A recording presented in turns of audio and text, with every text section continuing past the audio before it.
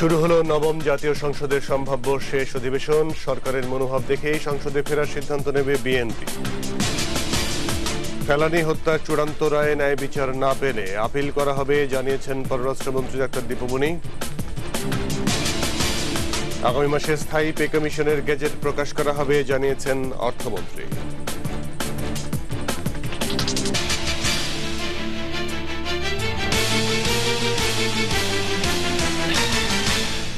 আসসালামু আলাইকুম। মজুমদার জুয়েল আমন্ত্রণ জানাচ্ছি রাত ৯টার ২১ সংবাদে। এশিয়া ডুপ্লেক্স টাউন, আভিজাত্যের নতুন ঠিকানা। ২৫ অক্টোবর থেকে ২৪ জানুয়ারির মধ্যে যে কোনো দিন নির্বাচন হতে পারে বলে জানিয়েছেন স্পিকার ডক্টর শিরিন শারমিন চৌধুরী। নবম জাতীয় সংসদের ১৯তম অধিবেশনের শুরুতেই এমন বক্তব্য দেন স্পিকার। বিরোধী দলের অনুপস্থিতিতে শুরু হওয়া নবম সংসদের সম্ভাব্য শেষ অধিবেশন জাতির জন্য অনেক গুরুত্বপূর্ণ বলেও মন্তব্য করেন স্পিকার। সংসদের এই অধিবেশন চলবে আগামী ২৪ অক্টোবর পর্যন্ত। ফাল্গুনী দত্ত সহায়তায় তাপসী রাবেয়া রিপোর্ট। বিকেল ৫টার কিছু পরে শুরু হয় নবম জাতীয় সংসদের ১৯তম অধিবেশন। অধিবেশনের শুরুতেই নির্বাচনের সম্ভাব্য সময়সীমা জানান স্পিকার। নবম জাতীয় সংসদের ১৯তম অধিবেশনে গুরুত্বপূর্ণ বিলসমূহ পাশ করার পদক্ষেপ গ্রহণ করা হবে। সংবিধানের ১২৩(৩) ক অনুচ্ছেদ অনুযায়ী মেয়াদ অবসারণের কারণে সংসদ ভেঙে যাবার ক্ষেত্রে ভেঙে যাবার পূর্ববর্তী ৯০ দিনের মধ্যে সংসদ সদস্যদের সাধারণ নির্বাচন অনুষ্ঠিত হবে। অর্থাৎ ২৫ অক্টোবর ২০১৩ হতে ২৪ জানুয়ারি ২০১৪ মধ্যে যে কোনো সময় নির্বাচন অনুষ্ঠিত হবে। সংবিধানের ৫ম সংশোধনী অনুযায়ী নির্বাচন অনুষ্ঠিত হবে বলেও জানান তিনি। আগামী নির্বাচনকে সামনে রেখে এই সংসদে বিরোধী দলকে অংশগ্রহণের আহ্বান জানান স্পিকার। সরকারি দল ও বিরোধী দল এই অধিবেশনে সংবিধানের আলোকে জাতীয় গুরুত্বপূর্ণ বিষয়ে আলোচনা করবেন, বিতর্ক করবেন ও গঠনমূলক সমালোচনার মধ্য দিয়ে সংসদকে অধিক কার্যকর করবেন এবং যে কোনো মতপার্থক্য নিরসনের পদক্ষেপ গ্রহণ করবেন, এটাই জাতির প্রত্যাশা। অধিবেশনের কার্যবিবরণী অনুযায়ী আইনমন্ত্রী ব্যারিস্টার শফিক আহমেদ অর্পিত সম্পত্তি অধ্যাদেশ, তথ্য ও প্রযুক্তি অধ্যাদেশ ও মাল্টিলেভেল মার্কেটিং অধ্যাদেশ সংসদে উত্থাপন করেন। ২০১৩ অধ্যাদেশ ৬ ২০১৩ এই মহান সংসদে উত্থাপন করলাম। সংসদ সদস্য ও বিশিষ্ট ব্যক্তিবর্গের মৃত্যুতে শোক প্রস্তাব উত্থাপিত হয় সংসদে। পরে সংসদ নেত্রী ও প্রধানমন্ত্রী শেখ হাসিনা সহ সাংসদরা আলোচনায় অংশ নেন। আজকে আমরা আমাদের এই সংসদের সংসদ সদস্য গোলাম সবুর টুলু, তার ডাকনাম, তার মৃত্যুতে গভীর শোক জানাচ্ছি। আগামী রোববার ১৫ সেপ্টেম্বর পর্যন্ত সংসদ মুলতবির মধ্য দিয়ে শেষ হয় ১৯তম অধিবেশনের প্রথম দিন। এর আগে সংসদের কার্য উপদেষ্টা কমিটির বৈঠকে ২৪ অক্টোবর পর্যন্ত সংসদ অধিবেশন চলার সিদ্ধান্ত হয়। তাপসী রাবেয়া, ২১ টেলিভিশন, ঢাকা। দলীয় সরকার এবং বর্তমান নির্বাচন কমিশনের অধীনে কোনো নির্বাচনে যাবে না বিরোধী দল, জানিয়েছেন বিএনপির ভারপ্রাপ্ত মহাসচিব মির্জা ফখরুল ইসলাম আলমগীর। অপর এক অনুষ্ঠানে বিএনপি স্থায়ী কমিটির সদস্য ব্যারিস্টার মওদুদ আহমদ বলেছেন, জাতীয় নির্বাচন ইস্যুতে সমঝোতার পরিবেশ সৃষ্টিতে সরকারের উদ্যোগ আছে কিনা তা পর্যবেক্ষণ করে দল সংসদে যাওয়ার ব্যাপারে সিদ্ধান্ত নেবে। আকবর সুমনকে সঙ্গে নিয়ে জসিম জুয়েলের রিপোর্ট। বাংলাদেশ ও তৃণমূল ভাবনা শীর্ষক আলোচনার আয়োজন করে জিয়াউর রহমান ফাউন্ডেশন। এতে মির্জা ফখরুল ইসলাম আলমগীর বলেন, জনগণের উপর ভরসা নেই আওয়ামী লীগের, তাই নতুন নতুন আইন করে নিজেদের রক্ষা করতে চাইছে। দেশের সংকটময় পরিস্থিতিতে জনগণকে জেগে ওঠার আহ্বান জানান তিনি। আওয়ামী লীগের মতো একটি রাজনৈতিক দল, কি দুঃখের কথা যে আজকে রাজনৈতিকভাবে দেউলিয়া হয়ে গেছে, ব্যাংকরাপ্ট হয়ে গেছে। সে এখন রাজনীতি দিয়ে রাজনীতিকে মোকাবেলা করতে পারছে না। এই সরকারের অধীনে, এই প্রধানমন্ত্রীর অধীনে কোন নির্বাচন হবে না এবং তত্ত্বাবধায়ক সরকার ছাড়া কোন নির্বাচন বাংলাদেশে হবে না। আর নির্বাচন কমিশনের অধীনেও কোন নির্বাচন হবে না। জাতীয় প্রেস ক্লাবের স্বাধীনতা ফোরাম আয়োজিত তারেক রহমানের কারামুক্তি দিবসের আলোচনায় মওদুদ আহমদ বলেন, নির্বাচনে সুষ্ঠু পরিবেশ সৃষ্টি না করলে সংঘাত হবে।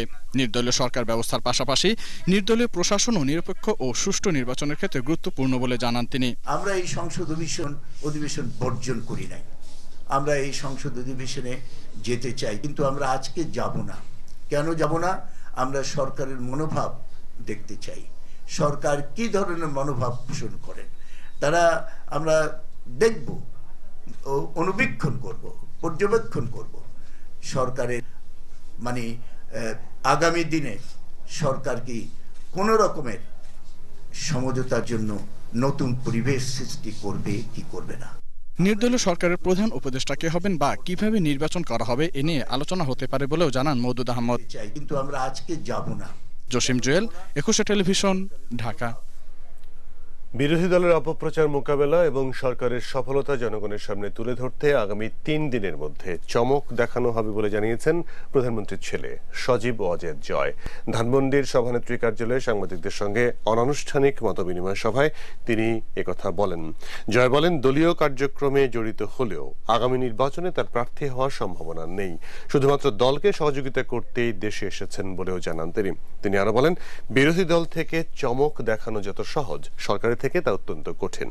আওয়ামী লীগ অনেক কাজ করেছে, ভবিষ্যতেও জনগণকে সঙ্গে নিয়ে কাজ করবে বলেও জানান তিনি। সাভারে রানা প্লাজায় ভবন ধসে আহতদের অর্থ সহায়তা দিয়েছেন প্রধানমন্ত্রী শেখ হাসিনা। পরে অভিনেতা আনোয়ার হোসেনকেও হাসপাতালে দেখতে যান তিনি। বৃহস্পতিবার প্রধানমন্ত্রীর তেজগাঁও কার্যালয়ে 10 জন আহত গার্মেন্টস কর্মী রানা প্লাজা ধসে যাদের অঙ্গহানি হয়েছে তাদের 1 কোটি টাকারও বেশি অর্থ সহায়তা দেন। এছাড়া যেসব ক্লিনিক হাসপাতাল এই ধসে আহতদের চিকিৎসা সহায়তা দিয়েছিল তাদেরও অর্থ সহায়তা দেন প্রধানমন্ত্রী। পরে প্রধানমন্ত্রী ত্রাণ তহবিলের জন্য তথ্য ও পররাষ্ট্র মন্ত্রণালয় ছাড়াও অন্য সংগঠনের পক্ষ থেকে দেয়া অনুদান গ্রহণ করেন। এদিকে প্রখ্যাত অভিনেতা আনোয়ার হোসেনের শারীরিক অবস্থার খোঁজ খবর নিতে রাজধানীর স্কয়ার হাসপাতালে তাকে দেখতে যান প্রধানমন্ত্রী শেখ হাসিনা। এ সময় খ্যাতিমান এই অভিনেতার পরিবারের সদস্যদেরকে তার উন্নত চিকিৎসারও আশ্বাস দেন প্রধানমন্ত্রী।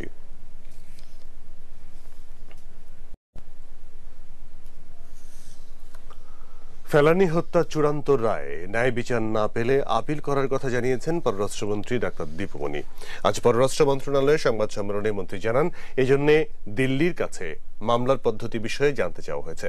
এছাড়া সীমান্তে ড্রোন মোতায়েনের পরিকল্পনার বিষয়ে ভারতের কাছ থেকে এখনো আনুষ্ঠানিক কোনো প্রতিক্রিয়া জানা যায়নি বলেও জানান দীপুমণি।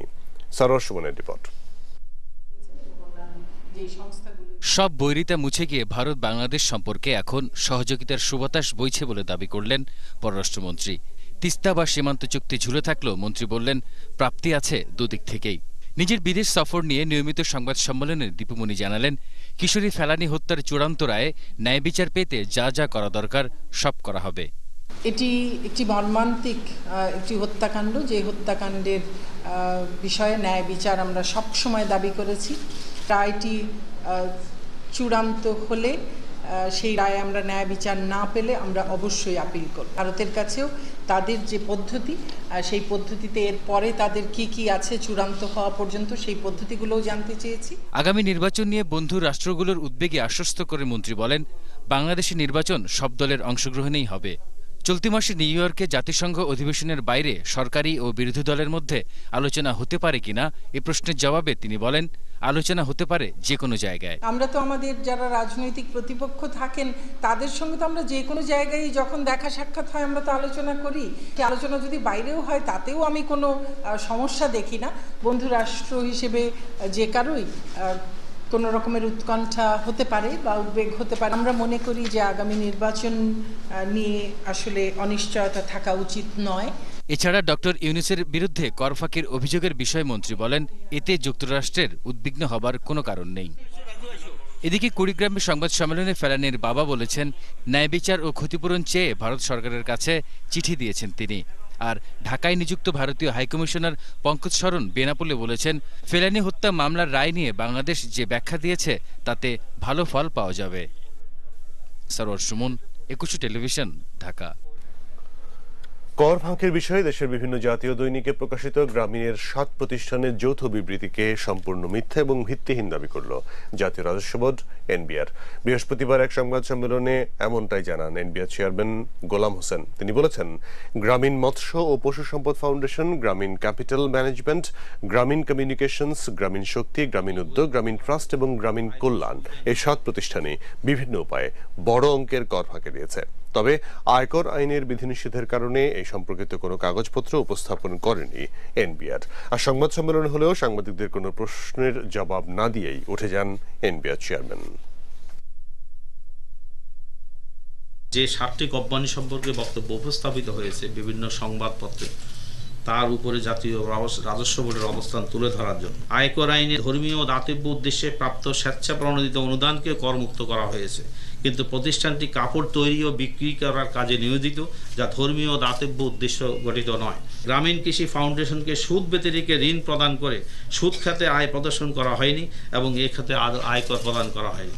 আপনাদের সকলকে ধন্যবাদ। আগামী মাসে সরকারি কর্মকর্তা কর্মচারীদের জন্য স্থায়ী পে কমিশন গ্যাজেট প্রকাশ করা হবে। সচিবালয়ে আজ সাংবাদিকদের কথা জানিয়েছেন অর্থমন্ত্রী আবুল মাল আব্দুল মোহিত। সকালে গ্রাম পুলিশ কর্মচারী ইউনিয়নের সঙ্গে বৈঠক শেষে অর্থমন্ত্রী বলেন, পে কমিশনের কার্যপরিধির কাজ চলছে, এর সঙ্গে মহার্ঘ ভাতা কার্যকর করা হবে বলেও জানান মন্ত্রী। এছাড়া গ্রাম পুলিশের বেতন ভাতা বৃদ্ধি বিষয়ে অর্থমন্ত্রী জানান, সরকারের মেয়াদের এই অল্প সময়ের মধ্যে তাদের বেতন ভাতা বৃদ্ধি কষ্টকর। অফকোর্স আমি আগেও তো বলেছি যে আমরা দেব, কোন সময় দেব ডোন্ট নো। আমাদের ইফেক্টিভ ক্যাবিনেট কতদিন ডাকবে সেটা আমরা এখনো বলি নাই, তার উপর নির্ভর করে, but it is certainly going to be there for 1 month and 12 days more। সুতরাং তার আগে পর্যন্ত আমরা ইফেক্টিভ গভর্নমেন্টই থাকবো। এই ইফেক্টিভ গভর্নমেন্টের সময়ই হবে। বিরতি নিচ্ছি, যখন ফিরছি তখন অন্যান্য খবরের সঙ্গেও থাকবে। শিক্ষকের বেত্রাঘাতে ফেনী সদরের কালিদহ এসসি উচ্চ বিদ্যালয়ের শিক্ষার্থী মিরাজুল আলম এখন প্রতিবন্ধী। রাসায়নিক অস্ত্র আন্তর্জাতিক নিয়ন্ত্রণে দেবে সিরিয়া, রাশিয়ার রাষ্ট্রীয় টেলিভিশনকে বললেন প্রেসিডেন্ট বাশার আল আসাদ। আমন্ত্রণ আবারও রাত 9:21 সংবাদে। শিক্ষকের বেতের আঘাতে প্রতিবন্ধী হয়ে গেছে ফেনী সদরের কালিদহ এসসি উচ্চ বিদ্যালয়ের শিক্ষার্থী মিরাজুল আলম। দীর্ঘদিন চিকিৎসা শেষেও তার অবস্থার তেমন কোনো উন্নতি হয়নি। এদিকে অভিযুক্ত শিক্ষকও বেত্রাঘাতের কথা স্বীকার করেছেন। তার বিরুদ্ধে শাস্তিমূলক ব্যবস্থা নেওয়ার প্রক্রিয়া শুরু হয়েছে বলে জানিয়েছেন ফেনী উপজেলা নির্বাহী অফিসার। ফেনী প্রতিনিধি নজরুল ইসলামের সহায়তায় আলমগীর হোসেনের ক্যামেরায় আলী আহমেদের রিপোর্ট। গেল জুলাই মাসের শেষ সপ্তাহে ঢাকার বঙ্গবন্ধু শেখ মুজিব মেডিকেল বিশ্ববিদ্যালয়ে চিকিৎসা নিয়েছে কিশোর মিরাজুল আলম। সে ফেনী সদর থানার কালিদহ এসসি উচ্চ বিদ্যালয়ের 7ম শ্রেণীর শিক্ষার্থী। অভিযোগ, স্কুলের গণিতের শিক্ষক লব কুমার দাসের পিটুনিতে তার এই পরিণতি। ঢাকার একটি ওয়ার্কশপে স্বল্প বেতনের কর্মচারী মিরাজুলের বাবা মনসুর অভিযোগ করেন, কোচিংয়ের টাকা না দিতে পারায় স্কুলের শিক্ষক লব কুমার দাস তার ছেলেকে বেত দিয়ে পিটিয়েছে। 3 মাসের কোচিংয়ের বেতন বাকি ছিল, স্যারের কাছে ছেলেরা একবার কোচিং থেকে বাইর করে দিয়েছিল। বঙ্গবন্ধু শেখ মুজিব মেডিকেল বিশ্ববিদ্যালয়ের চিকিৎসক জানান, পিটুনির কারণে মিরাজুল বড় ধরনের মানসিক আঘাত পেয়েছে। বেতের আঘাতে সে অপমানিত বোধ করেছে, সবার সামনে তাকে অপদস্থ করা হয়েছে। সে তার মানসিকভাবে অবসাদগ্রস্ত হয়ে মানসিক দুশ্চিন্তার কারণে এরকম হতে পারে। মিরাজুলের সহপাঠীরাও জানায় পিটুনির কথা। শিক্ষকের পিটানোটা 2-3 বার। তিনি শাসন করতেন ঠিক, তবে অতটা মর্মান্তিক না। আমি শুনছিলাম বলে স্যার 2-3 বার দিয়েছিলেন। শিক্ষক লব কুমার দাস পিটুনির বিষয়টি স্বীকার করলেও তার দাবি, বেত্রাঘাতে মিরাজুলের কোনো সমস্যা হয়নি। 2টা কি 3টা বাড়ি দিয়েছি, 2টাই দিয়েছি বোধহয় করি। এরপরে একটু সাবধান করলাম, কারণ সেটা তো রোগ আমি জানি। ফেনী উপজেলা নির্বাহী অফিসার জানান, দায়ী শিক্ষকের বিরুদ্ধে ইতিমধ্যেই শাস্তিমূলক ব্যবস্থা নেয়ার প্রক্রিয়া শুরু হয়েছে। ওই শিক্ষকের বিরুদ্ধে তার এমপিভুক্তি বাতিলের জন্য মিনিস্টার একটা ব্যবস্থা গ্রহণ করতেছেন। আর শিক্ষামন্ত্রী বললেন, শিক্ষক যা করেছেন তা অন্যায়। কোনো শিক্ষার্থীকে কোনো শিক্ষক শারীরিক বা মানসিক নির্যাতন করতে পারবেন না। যদি কেউ করেন তাহলে তার বিরুদ্ধে ব্যবস্থা নেওয়া হবে। কিশোর মিরাজুলের শূন্য আর বোবা দৃষ্টি যে কাউকে আহত করছে। স্বাভাবিক জীবনে সে আর ফিরে আসতে পারবে কিনা তার নিশ্চয়তা দিতে পারছেন না চিকিৎসকরা। ক্লাসে ফিরতে পারবে কিনা মিরাজুল, তা নিয়েও স্বজনরা এখনো অনিশ্চিত। আলী আহমেদ, 21 টেলিভিশন। দর্শক, এই বিষয়ের উপর বিস্তারিত প্রতিবেদন দেখুন সংবাদের পরপর 21-এর চোখ অনুষ্ঠানে। আগামী 21শে অক্টোবর বাংলাদেশ মুক্তিযোদ্ধা সংসদের নির্বাচন অনুষ্ঠিত হবে বলে জানিয়েছেন মন্ত্রিপরিষদ সচিব মোশাররফ হোসেন ভূঁইয়া। এই নির্বাচনে প্রধান নির্বাচন কমিশনারের দায়িত্ব পালন করবেন তিনি। বৃহস্পতিবার বিকেলে সচিবালয়ে কথা জানিয়ে তিনি বলেন, মনোনয়নপত্র দাখিলের তারিখ 26শে সেপ্টেম্বর পর্যন্ত আর প্রত্যাহারের তারিখ 1 অক্টোবর। মন্ত্রিপরিষদ সচিব বলেছেন, চূড়ান্ত প্রার্থী তালিকা প্রকাশ করা হবে 2রা অক্টোবর আর 3রা অক্টোবর প্রার্থীদের প্রতীক বরাদ্দ দেওয়া হবে। সংগঠনটির ভোটার সংখ্যা 1,71,000। অদ্দা ইসলামী লাইফ ইন্স্যুরেন্স বাণিজ্য সংবাদ।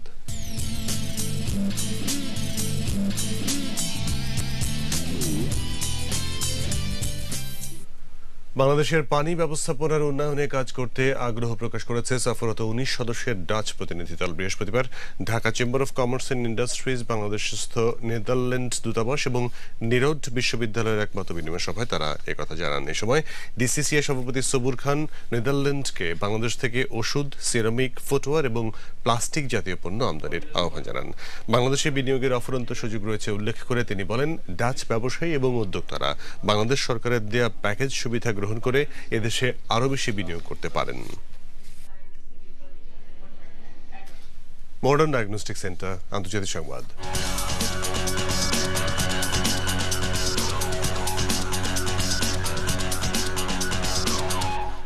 রাসায়নিক অস্ত্র আন্তর্জাতিক নিয়ন্ত্রণে দেবে সিরিয়া। রাশিয়ার রাষ্ট্রীয় টেলিভিশনকে একথা জানিয়েছেন দেশটির প্রেসিডেন্ট বাশার আল আসাদ। রাশিয়ার রাষ্ট্রীয় টেলিভিশন চ্যানেল রাশিয়া 24-কে দেয়া সাক্ষাৎকারে বলেন, যুক্তরাষ্ট্রের হুমকিতে নয় বরং রাশিয়ার প্রস্তাবের পর এমন সিদ্ধান্ত নিয়েছেন তিনি।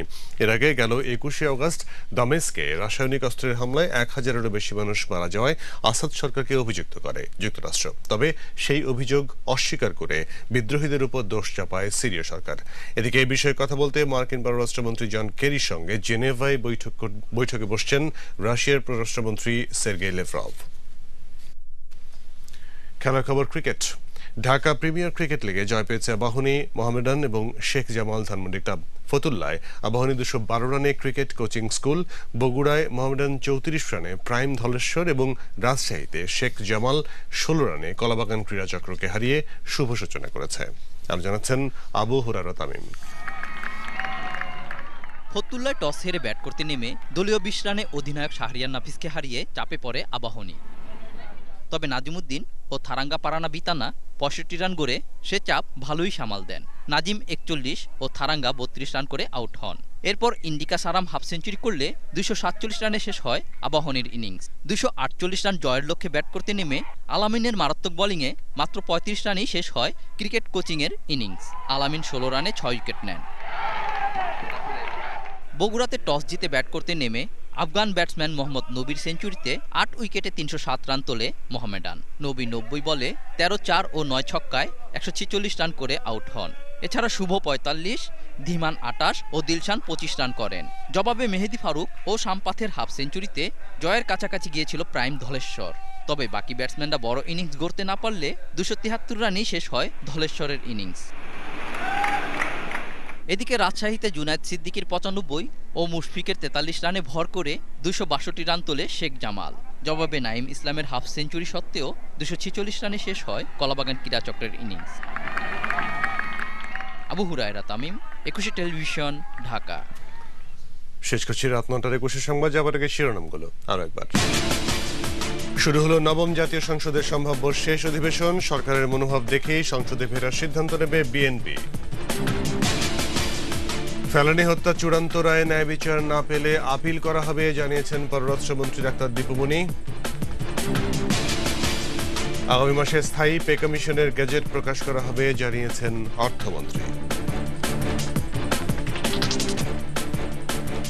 21 টেলিভিশনের সর্বশেষ খবর জানতে যে কোনো মোবাইল থেকে ডায়াল করুন 2021 নম্বরে আর লগ ইন করুন 21-tv.com এই ওয়েবসাইটে। এছাড়া 21 যে কোনো অনুষ্ঠান সরাসরি দেখা যাচ্ছে Facebook/21TV লাইভ এবং Twitter/21TVPD এই ওয়েবসাইটে। পরের সংবাদ রাত 11টায় দেখার আমন্ত্রণ রইল। 21 সংবাদ।